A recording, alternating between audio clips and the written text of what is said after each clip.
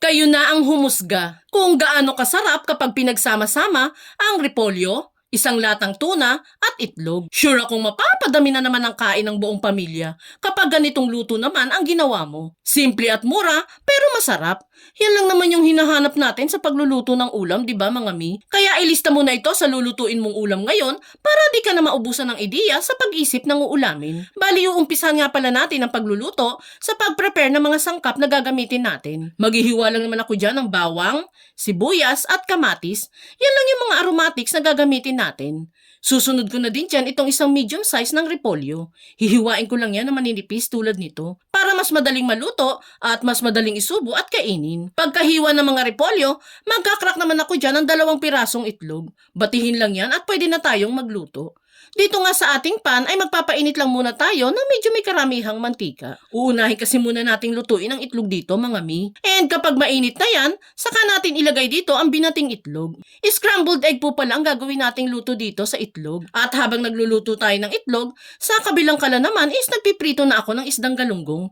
Nagmumultitasking ako dito para mas mabilis ako makatapos magluto. Balikan na natin yung nilulutong itlog dito. Kapag nga naluto na yan, pwede na natin yung hanguin at iset aside muna. Dito sa same pan na pinagprituhan, ay dito na din ako magigisa ng sibuyas, bawang at kamatis. At habang nagigisa tayo dyan, pasasalamatan ko lang muna ang mga masusugid nating taga-subaybay na sila Ma'am Jane Panessa Albaro at si Ma'am Greta San Diego na parehas taga Malolos, Bulacan. Thank you po sa walang sawang pagsubaybay mga madam ko. And kapag nga nagisa na ang aromatics at nalamog na din ang kamatis, pwede na nating ilagay dito ang isang lata ng tuna. Any brand naman po ng tuna is pwede dito mga mi. Kung saan po kayo mas nasasarapan, go lang po tayo dyan. Gisa-gisa lang natin dyan ang tuna, then saka tayo maglalagay ng mga pampalasa. Maglalagay tayo dyan ng seasonings, paminta, at asin.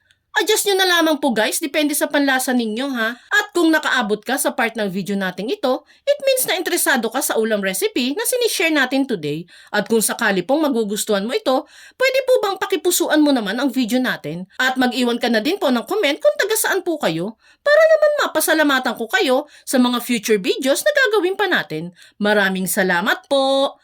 Bali nga dito ay hinalo na natin sa pagigisa yung repolyo. Hahalu-haluin ko lang yan.